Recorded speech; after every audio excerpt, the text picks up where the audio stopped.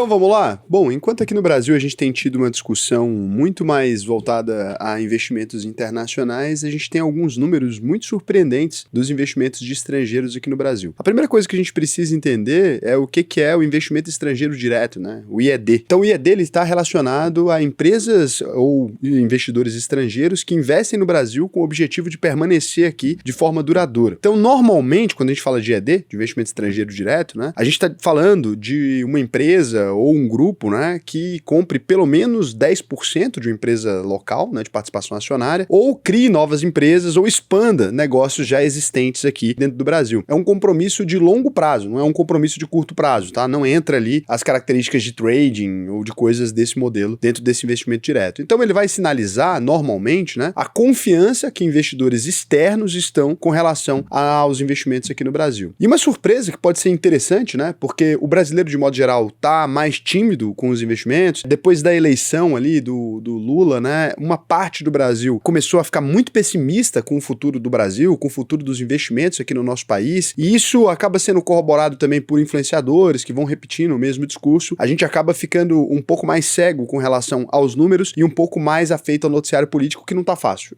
Isso aí eu concordo 100% com vocês, né? A gente tem vivido anos difíceis aqui do noticiário político, não parece existir um compromisso do Ministério da Economia com a organização financeira do país, não parece ter ali boas perspectivas quando a gente olha do ponto de vista interno. Agora, se é assim, será que os investidores estrangeiros pensam da mesma forma que a gente então, ou não? Ou eles estão agressivando aqui? Eu acho que estão agressivando, hein? Vamos conversar um pouquinho mais sobre isso. Antes de mais nada, quem é um Sardinha Raiz vai dar o like na confiança. Se você não é um Sardinha Raiz ainda, segura sua mãozinha, considere deixar o seu like, se inscrever aqui no canal. Se as informações desse vídeo te agregarem, te trouxer algum conhecimento que você ainda não tinha, o que foi, Cazé? É porque esse bordão é dos conversadores. Ah, é? Uhum. Então vamos conversar mais sobre isso aqui. Então o negócio é o seguinte, olha só. Quando a gente pega os dados registrados aqui, em janeiro a gente teve 6,5 bilhões de dólares entrando no país. É um crescimento de 132% com relação a 2024. É um investimento um pouquinho mais agressivo, vamos dizer assim, né? Quando a gente compara fevereiro, os números também, eles começam a vir aí em 9,3 bilhões, né, de dólares aqui, que é 43% a mais também do que os 6,5 bilhões. E se a gente pegar na comparação com a série histórica, o Brasil lá nos idos de 2010 e 2020, a gente recebia ali mais ou menos 60, 70 bilhões de dólares anuais, né? Então a projeção ela tá alinhada aqui acima dessa média. A projeção anual aí para esse ano então estaria em torno de 73 bilhões, um pouquinho acima da média máxima ali da série histórica e com 20% de crescimento aí. É o que se estima, mas detalhe, tem gente que fala que esses números podem surpreender ainda, porque várias agências de risco estão começando a anunciar, né, investimentos em Marfrig, investimentos em JBS, investimentos em empresas aqui do Brasil voltadas a diferentes setores. Isso aqui tem a ver com um contexto histórico muito específico. Primeiro, a gente tem um público consumidor gigantesco, a gente tem um número de usuários de plataforma, uma plataforma que entra no Brasil, ela acaba expandindo. Enquanto países europeus ali costumam ter 10 milhões, 40 milhões de habitantes, o Brasil tem 200 e poucos milhões de habitantes, né? 220 milhões de habitantes. Então, a gente tem um público consumidor gigantesco, né? Ok, nossa classe média é pequena comparado com a classe média europeia ou comparado com a classe média dos Estados Unidos e da China, mas fora esses grandes lugares ali, a gente acaba tendo um público consumidor viável, tanto é que não existe tecnologia, né, que exista no mundo que não existe no Brasil. Não existe, tipo assim, um aplicativo que não entrou no Brasil. Você não tem um Uber que não teve interesse em vir pra cá, você não tem um iFood que não começou por aqui. Todos os bancos, fintechs, o que acabam, quando começa a expansão dela global, ela vai ali União Europeia, já desce Brasil, né? É uma coisa comum. A gente tem algumas startups do setor de inteligência artificial e de alguns outros setores que são muito interessantes e estão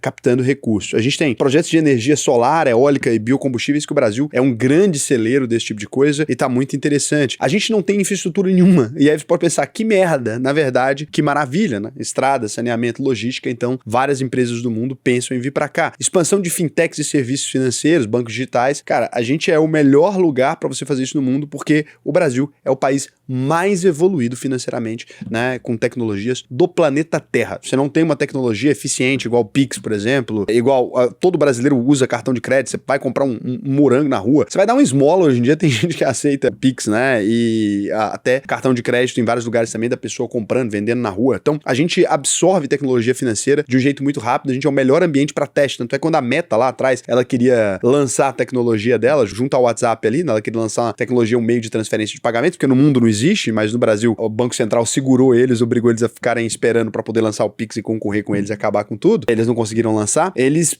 optaram por lançar aqui no Brasil. Eles começaram o serviço por aqui, depois eles viram que não ia dar, porque o Brasil lançou o Pix, aí acabaram lançando lá fora, né? Mas é sempre isso, sempre começar uma tecnologia financeira, algum teste de produto, você faz aqui porque é muito eficiente e a gente tem as melhores margens do mercado financeiro como um todo. Exploração de reserva de petróleo, especialmente no pré-sal, né? Petróleo e gás. Cara, Brasil também muito forte. E aí, você tem aqui algumas características que a gente, como brasileiro, não enxerga, porque a gente tá imerso nesse mar de merda, mas é o seguinte, se o mundo tá entrando numa zona mais conflituosa agora, né? Se a China e os Estados Unidos vão fechar treta, se a Europa nunca investiu tanto em tecnologia militar, em bala, né? Quanto ela tá investindo agora, sério, desde que a formação da União Europeia foi feita, nunca existiu um investimento tão grande quanto o que a gente tá vendo agora em exércitos, tá? Se todo mundo tá com problema, qual que é o país que não costuma entrar em atrito? Qual que é o país, assim, que, de fato, ele tá longe e distante desses conflitos, ao ponto de que ele só entra em guerra quando alguém já ganhou, só pra falar, opa, te ajudei aí, irmão. Esse país é o Brasil, né? E o país que alimenta o mundo, o país que ninguém tem coragem de jogar uma bomba. Você tem que ser muito louco, porque você tá falando que o Brasil tem 220 milhões de habitantes, mas a gente alimenta mais de 1 bilhão de pessoas. A gente alimenta 1,5 bilhão de pessoas no mundo inteiro que dependem daquilo que é produzido no nosso solo. País nenhum no mundo, né? Seja França, seja Alemanha, seja Estados Unidos, a China, né? Principalmente, nosso maior parceiro comercial, país nenhum no mundo não teria nada a perder com a bomba no Brasil. Então é inviável, tá? Me fala o nome do país que eu te digo 3 empresas. É basicamente isso. A gente pode brincar desse exercício a vida inteira, né? O Brasil é uma mãe. O cara fala, cara, eu quero vender Gol Bolinha. A gente fala, pô, pode vender, vende Volkswagen, é legal. Eu quero vender BYD. Agora a gente fala, tá dentro, põe fábrica. Bota lá em Camaçari, vai ficar legal, fábrica na Bahia. Vamos fazer.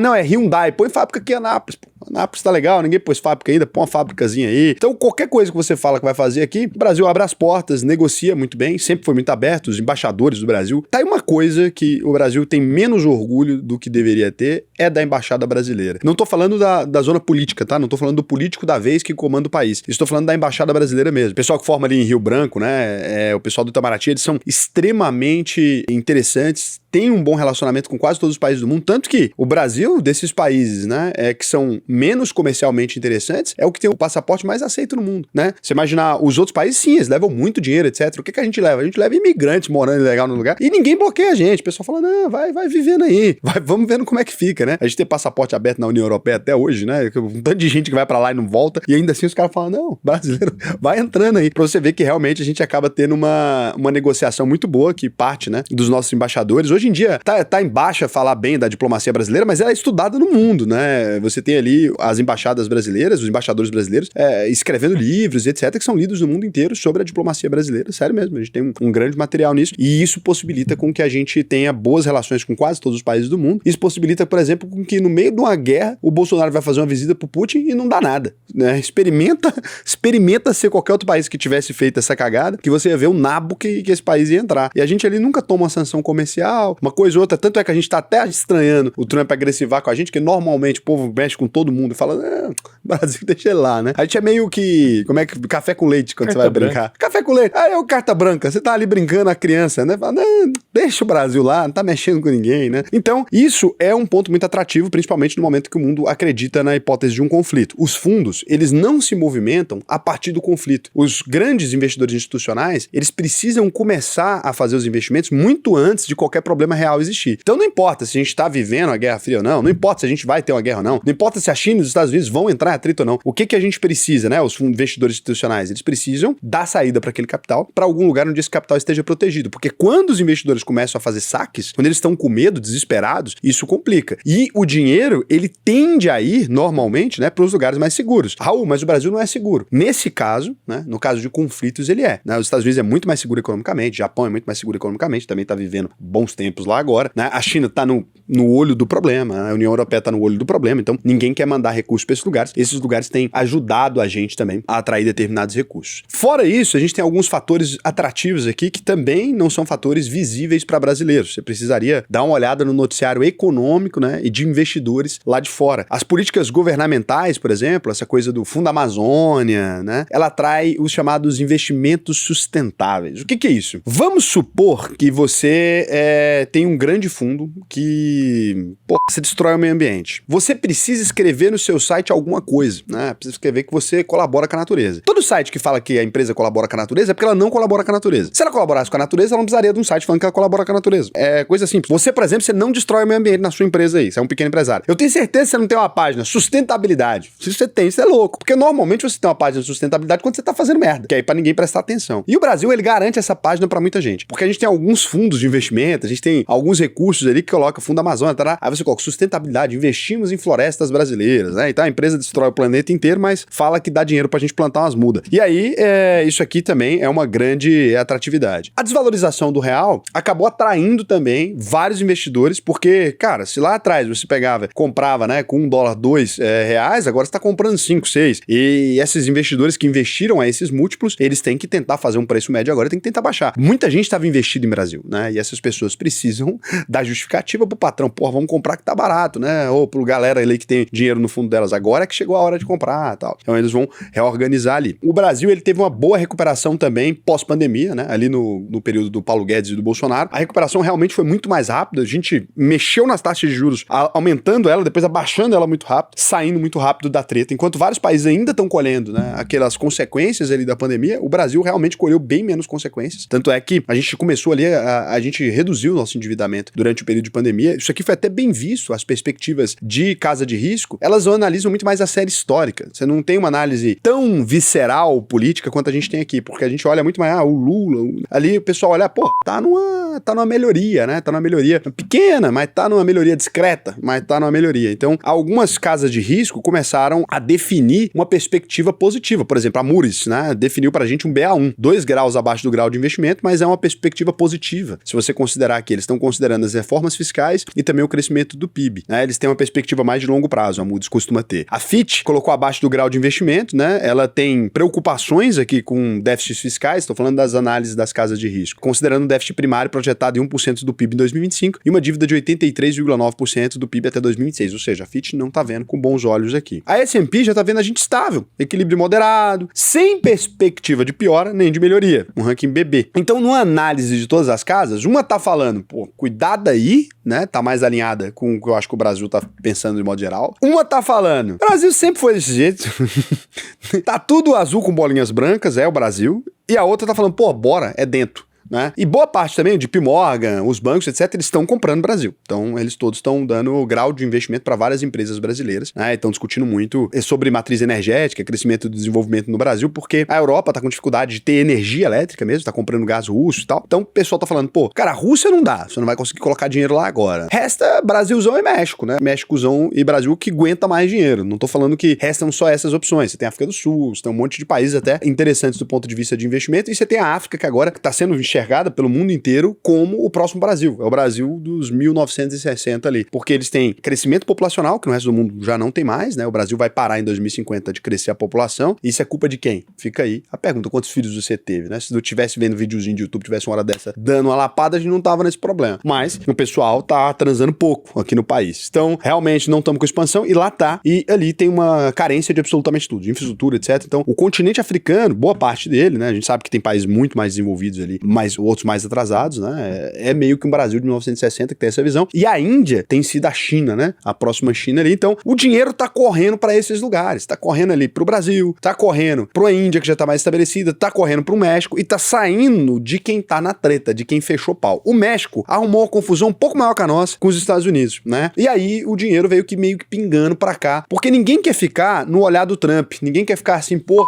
eu tô no radar do Trump agora e persegui minha empresa. Então esse dinheiro também começa a migrar para zonas que não estão sendo tão atacadas ali quanto o México, o Canadá e tal, que estão muito mais... O Trump decidiu bater muito mais de frente ali, né? Então isso aí acaba favorecendo o Brasil. O que eu penso? Quando eu olho para os múltiplos do Brasil, eu consigo entender perfeitamente a lógica dos investidores internacionais, né? A gente pode dizer que, de modo geral mesmo, para as empresas e tudo, tá muito difícil, né? Quando a gente vai olhar o custo do capital no Brasil, a gente tá falando da taxa Selic muito alta. Então tá muito difícil para as pequenas empresas saírem do lugar, tá muito difícil para as médias empresas evoluírem, né? Tem muita empresa entrando em recuperação judicial. E esse clima é um clima de terra arrasada. Você vai olhar ali para o Brasil, você vai ver nesse momento que muita gente tá pensando assim, pô, ferrou, né? O Brasil tá num momento muito sensível. Mas de outro lado também, quando é a hora correta de você fazer suas alocações? Quando tá esse clima mais de terra arrasada, né? Quando tá esse clima mais caótico, para um país comoditizado que não tem como projetar grandes mudanças, né? Ou grandes pioras, né? Ou é melhor você investir em 3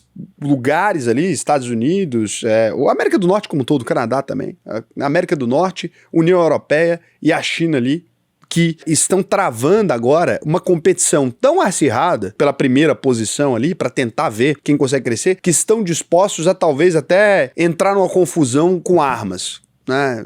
Cara, guerra não é bom para mercado, né? O pessoal fala, o mercado financeiro não se importa, o mercado financeiro se importa demais. Qualquer ameaça de guerra balança demais as estruturas, porque o Brasil, ele não tem esse trauma, mas, pô, os Estados Unidos ainda tem veterano de guerra, a União Europeia ainda tem veterano de guerra, né? A China tem um histórico muito sério de conflitos ali dentro da Ásia e fora da Ásia. Então, esses países todos, eles são países mais belicosos e eles conhecem o que acontece com o mercado quando isso acontece. Então, eles têm uma história própria de conflito, né? O Brasil tem uma história dos outros. Quando você vai estudar no Brasil, você estuda a Guerra do Paraguai, que é nossa, e o resto que você estuda são conflitos que não tem nada a ver com a gente. Primeira Guerra Mundial, Segunda Guerra Mundial, não, o Brasil participou, né? A cobra vai fumar, o Brasil ajudou na tomada ali dentro da Itália, fizemos parte, sim, de 2 ou 3 conflitos ali mais importantes, mas, cara, bem na retinha final, né? Muito longe de ser do nosso DNA esse conflito, muito longe de ser do nosso DNA essa treta. Tanto é que a América do Sul é o único continente livre de bomba atômica, por conta de um acordo do Brasil e a Argentina. Então, o Brasil e a Argentina, que são líderes aqui na América do Sul, combinaram, falou, ninguém mexe com esse negócio de bomba, vamos ficar quieto. Foi o único lugar que conseguiu, né? Em todos os outros continentes você tem bomba, né? A gente foi ali e conseguiu combinar, falou, galera, nem eu, nem pra mim, nem pra você, vamos deixar esse trem pra lá, né? Esse negócio é perigoso. Vamos fazer o quê? Você vende doce de leite, que legal. Vamos discutir quem tem o melhor doce de leite. É o que a Brasil e a Argentina discute, Brasil, Argentina e Uruguai. A gente discute quem é melhor de futebol e quem tem o melhor doce de leite. Ó, que maravilha. Esse é o nosso problema. Não, que alfajor é legal. Alfajor é legal, mas e o doce de leite? E aí fala assim, mas o doce de leite é melhor de quem? O do alfajor de vocês é bacana, mas já pôs um doce de leite de um queijo Minas? Às vezes você não pôs. Talvez você pode testar essa experiência. E aí fica ali. O do Uruguai, cara, é bom. Eu vou falar aqui que eu acho que o do Uruguai é melhor que o nosso. Doce de leite? Cara, doce de leite. O da Argentina é incrível, hein? Cara, da Argentina é bom. O do Brasil, maravilhoso, aqui de Minas. Mas eu gosto daquele doce de leite que ele tem mais um queimadinho. E lá no Uruguai, eu comprei uns com aquele... O que tem a ver com o vídeo, né? Eu comprei uns com aquele mais marronzinho. É uma delícia. Voltando, então. Eu sei que vocês queriam me ouvir agora, né? Falar, pô, o Brasil vai acabar, o Lula acabou com o Brasil, sei lá o quê. Nossa, que o país vai derreter. Só que essa não é uma perspectiva muito realista, né? A gente tem um histórico aí de um país que tá vivo há muitos anos. Nossa Bolsa de Valores está viva há muitos anos. A gente tem empresas muito duráveis, né? A gente tá falando de Petrobras, Vale, Bradesco, Banco do Brasil, que são só do lado mais das estatais aqui, fora o Bradesco. Mas quando você vai olhar pro Itaú, quando você vai olhar pra VEG, quando você vai olhar pra todas as empresas que a gente possui, a Klabin, você tá falando de empresas centenárias e que, assim, se você perguntar pra Klabin se esse é o maior desafio que ela já viveu na vida dela, eles vão dar risada. Dentro do mercado institucional, gente, não existe essa discussão de falar que esses tempos estão difíceis. O que todo mundo diz é, olha, o investidor, pessoa física, ele tá muito machucado, tá com o coração muito machucado, porque boa parte das pessoas que investem votaram no Bolsonaro. E na hora que o Bolsonaro perdeu, essas pessoas perderam a esperança no mercado financeiro, de modo geral. Significa que essa expectativa dessas pessoas de que o Brasil vai derreter, que o Brasil vai acabar, que o Brasil vai virar Venezuela, que o Brasil vai virar Argentina, que agora a Argentina tá até bem, né? Que o Brasil vai virar sei lá o quê. Não condiz muito com a realidade. Acaba sendo assim, o que a gente tá vendo são promoções, o que a gente tá vendo são empresas mais frágeis quebrando, sim, o mercado não tá bom, tá muito difícil, né? O mercado de trabalho pras pessoas, pro trabalhador, pessoa física, pô, tá horrível, vai no supermercado, as coisas estão cada vez mais caras e tudo. Isso tem alguma coisa a ver com os investimentos? É porque muitas vezes a gente associa as duas coisas, né? Não é porque está ruim pro trabalhador, né? E aqui agora eu vou te explicar talvez a coisa mais cruel do mercado financeiro. Não é porque tá ruim pra você quando você vai no supermercado, não é porque tá difícil para você comprar que tá difícil pro mercado financeiro. O mercado financeiro, ele repassou essa inflação. Então, quando a empresa, ela percebeu que o aumento dos insumos dela estava aumentando, ela repassou. Se o seu salário não foi reajustado pela inflação, significa que ela não tá pagando o reajuste da inflação, mas está recebendo. O que você vai acabar observando você tá comprando empresas agora, muitas delas, com a margem superior por um preço mais baixo do que você estava pagando lá atrás. E agora que começou a reprecificação do preço pelo lucro ali, agora que começou esses indicadores. Então, quando você vai olhar para essas empresas, não necessariamente elas estão tendo uma deterioração da margem, né? Não necessariamente elas estão entrando numa crise, não necessariamente elas estão desistindo do negócio delas, né? Mesmo a indústria, muito combalida, é verdade, né? Ela tem aqui baixo endividamento nesse momento, margem bruta, interessante, 28%, por exemplo, tô pegando uma leve, né? A margem líquida final em 11,87. Se você pegar o histórico dessas margens, que talvez é sempre isso que a gente tem que partir para fazer, eu recomendo que você faça a pesquisa sozinho. Tô fazendo aqui agora de orelhada, só para vocês darem uma olhada, né? Então pega as indústrias, pega as petroleiras, pega as empresas de alimento, você vai perceber que essa nem de longe é a pior margem que eles já tiveram, né? Você tem ali 2015, 2016, período Dilma, muito sério, né? E você acaba vendo, a margem, evolução de margem, 9,87 em 2017, 8,31 em 2018, né? Aí você tem 2019, 10,13, 2020, 5,09, margem excelentíssima na saída da pandemia, 15,67, 17, sabe o quê? E agora 11. Tá no pior período? Não, né? Tá até dentro ali de determinada média. A média do setor, por exemplo, é de 11, ela tá operando com 11,87. E a mesma coisa você pode fazer com diversas indústrias, né? Eu acho que isso é talvez, eu tô tentando mostrar pra vocês como que o investidor institucional faz. Eu sei que esse vídeo vai ter hate, tá defendendo Lula, sabe o quê? Cara, por mim, eu já deixei bem claro pra vocês, né, que eu jamais votaria no Lula, não gosto do Lula, né? Não acho que o Lula é um bom governante, acho que as coisas pioram pra população de modo geral, mas eu tô explicando que os números, eles já foram piores em outros momentos. Então, por exemplo, aqui, né, a MYPK3, que tá com a margem bem baixa, né, a margem líquida, olha só, você vai perceber que, olha lá, 1,75, 1,31, 1,07, agora a gente tá falando de 2,48, lá nos idos de Dilma Rousseff, tá? Depois 3,18, menos 4,21. Na pandemia, muito crítico, depois melhorou muito a margem e, bem alinhado com o que a gente teve em outros anos, sem muita novidade aqui nesse sentido. Mesma coisa a gente poderia pegar, talvez uma VEG, né? Que a VEG tem feito até alguns investimentos, mas você poderia pegar a VEG. E eu recomendo que você faça isso com todas as empresas que tem na sua carteira, que talvez você vai perceber que, apesar do momento ser relativamente desafiador, né? Olha lá, quando você vem na VEG, tem um crescimento das margens aqui. A VEG tá na segunda melhor margem dela, vamos dizer assim.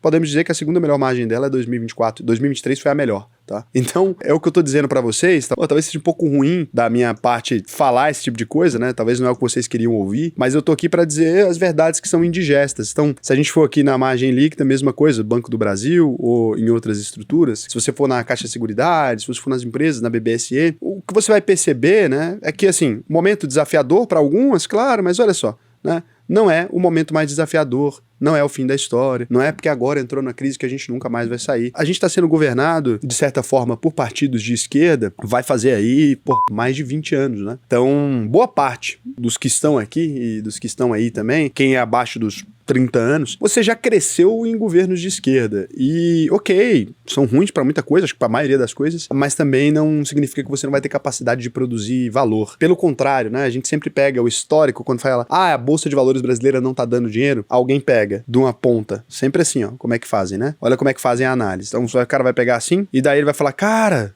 lá desde os idos de 2008, né, o Brasil nunca mais ganhou dinheiro, porque a gente tá com 73% de queda. A grande questão é que toda vez que a gente imagina esse gráfico, você vai pegar sempre do ponto mais alto e vai colocar no ponto mais baixo. Mas você tem que lembrar sempre que quem faz investimentos costuma fazer em todos os momentos. Então, a pessoa não comprou aqui, né? Deve ter alguém que comprou. Mas se ela comprou aqui, ela pode ter comprado aqui também. E quem comprou daqui, quem comprou daqui, por exemplo, quem comprou de 2008 a 2009, teve 100%. Né? E aí essa pessoa continuou comprando, então ela comprou daqui de novo, ela pegou essa altinha também, de mais 20%, ela pegou esse ponto aqui, ok. Então ela perdeu um percentual, mas ela ganhou também. Então quando você vai considerando, também existe um ganho, né? E em todos os cenários. Aí beleza, ela foi fazendo preço médio, daí aqui ela se ferrou, tarará. E se ela estivesse comprando Ibovespa? E daí daqui ela também montou um preçozinho médio, ela ganhou até aqui. E assim vai acontecendo. Então, toda vez que você faz um reajuste nas quedas, né? E você vai fazendo um reajuste nas quedas, vai reinvestindo, etc., a pessoa vai formando um preço médio. Quando a gente pega a maior parte dos investidores do Japão, né? Que eles pegam lá o Nikkei e fazem um estudo, a maior parte dos grandes fundos de investimento americanos que investiam no Japão, eles tiveram lucro. lucro, no período que o Nikkei não saiu do lugar. Então você vai olhar o Nikkei ali, ele teve alta, baixa, alta, baixa, alta, baixa. Só que eles foram comprando boas empresas. No geral, vocês estão investindo não no Ibovespa, que é o índice de trader, acho que isso aqui não aproveita muito, vocês estão investindo onde? Estão investindo nas empresas. E tem boas empresas que nesse mesmo período de tempo, elas tiveram evoluções diferentes. O Banco do Brasil é só um dos casos. E claro, você pode ter comprado aqui nessa alta e depois ter pegado esse tanto de tempo de queda, mas aí você ficou aportando, porque a maior parte de vocês não são ricos. E daí o cara ficou aportando aqui mês a mês e tá tendo um ganho. De modo que, eu tenho certeza, quem investe aí, vamos lá, quem investe aí desde 2010, começa, tá com lucro ou tá com prejuízo? Quem investe desde 2015, tá com lucro ou tá com prejuízo, né? Então, essas pessoas todas estão com lucro. Quem investe até desde 2019 deve estar com lucro, porque fez a pandemia ali, fez a boa na queda e continuou comprando. Quem continuou comprando nesse período estão com lucro. Então, esses ativos, eles estão sobrevalorizados. Não é o fim do Brasil, a gente não vai acabar agora. Então, nessa janela, o ponto de observação ele é realmente muito crítico. Eu acho que uma desvalorização muito grande do real, etc. Mas isso é momentâneo, né? Essas coisas, Benjamin Graham, quando ele fala lá no livro, né, que no pico da euforia você precisa se lembrar e no fundo do desespero, a mesma coisa, né, que isso passará. Então, a grande verdade é essa. E é muito engraçado porque todo mundo defendia buy and hold em 2019, né? E depois de 2021, 2022. E daí, no primeiro momento que é um teste de estresse, você vê que essas pessoas não tinham a menor ideia do que estavam falando, porque elas esperavam que buy and hold era ficar comprado e que a política brasileira, ela seria incrível. Então, eles são burros. Acho que pra mim, quem defendia buy and hold lá atrás e agora fala de venda, essa pessoa pra mim não é uma pessoa que você deveria seguir, tô sendo bem sincero, porque ela é burra. O que ela pensou? Quando é que o país, né, o Brasil foi uma democracia estável? Um país que mudou de moeda 10 vezes. Um país que a maior parte dos ex-presidentes não terminaram o mandato. Né? Um país que não elegeu quase ninguém democraticamente, nunca teve uma passada de faixa de um presidente pro outro, só até hoje foi o FHC pro Lula, que entregou mesmo. Os outros ou não foram no evento, ou foi impeachment, ou foi morte, ou foi, sabe, caos. Então, o que essa pessoa esperava, né, do Brasil? Você vai investir no Brasil e esperar, não, eu achei que a política nacional agora seria correta. Então, talvez faltou aula de história no colégio. Não é assim. Então, eu espero que vocês compreendam que isso é uma fase. Não tô falando pra você não diversificar lá fora, aproveita também as janelas. Todas as janelas são necessárias. Eu sou o único canal aqui que fala desde o começo, né? Eu sempre falei, não dá pra não investir lá fora. Discordo firmemente do Bassi nesse sentido. Entendo que ele ficou rico só investindo no Brasil, mas discordo firmemente, né? Acho que a gente precisa ter uma diversificação nem só no Brasil e nos Estados Unidos. Tem que ter uma diversificação internacional de modo geral, em diferentes classes de ativos. Se você quiser aprender a investir de maneira racional, né, compreender os momentos históricos, fazer aportes na hora certa para que você possa construir um bom patrimônio, o que eu vou te recomendar é que você abra aí, ó, auvp.com.br ou clica no link que eu vou deixar aqui no primeiro comentário também. Você pode vir aqui no botão Faça sua análise de perfil, tem que ganhar mais de R$4.500 por mês para preencher esse questionário. Você preenche aqui que você vai ter aulas comigo. Eu vou te ensinar a investir. E tem plantão de dúvida direto comigo também, não é uma coisa que eu terceirizo. Tem muita gente que, vem fazer meu curso, você chega lá é outro cara ensinando, não tem nada a ver com nada, né? Aqui não, na UVP sou eu mesmo. Fico lá com 1.800 pessoas conversando, respondo a dúvida de todo mundo, fica alguém na câmera, trocando ideia comigo, a pessoa pergunta diretamente para mim, a gente troca uma ideia, tem um plantão de dúvidas toda semana. Então, tem uma comunidade, né, também, aqui, ó, na comunidade a gente conversa, discute sobre todos os temas. Fala potoca também, fala potoca. E já tá nos temas de declaração anual, o pessoal posta carteira, posta merda também, né, que é o tal de dividendos turbinados, ó, porcaria, né. Então, uma galera sempre discutindo todos os temas aí de investimentos, a gente organiza eventos, cara, muito bacana fazer parte dessa comunidade. Te recomendo ir lá na UVP, né, tem turma nova começando agora, entra aí, vai ser muito bacana te ensinar a investir. E lembrando que a UVP tem um compromisso que nenhuma outra escola de investimentos tem. Ninguém nunca se comprometeu a fazer aqui na internet. Concluiu a UVP, né, emitiu o seu certificado, fez todas as aulas e não aprendeu a investir, eu devolvo 100% do seu dinheiro depois que você concluir as aulas, se você não aprendeu a investir. Então você fala pra mim, olha, Raul, não aprendi a investir, não é desse jeito que você tá falando, as coisas não são dessa forma, não funcionou pra mim, a gente devolve o seu dinheiro. E pode pesquisar o nosso nome da empresa no Google, pesquisa o CNPJ, pesquisa no Reclame Aqui, você vai ver que em qualquer avaliação honesta que exista, todo mundo vai falar, a UVP é foda pra caralho. Tem gente que grava vídeo falando disso, tem gente que vai lá e faz o curso, tem gente que fez avaliação do curso aí,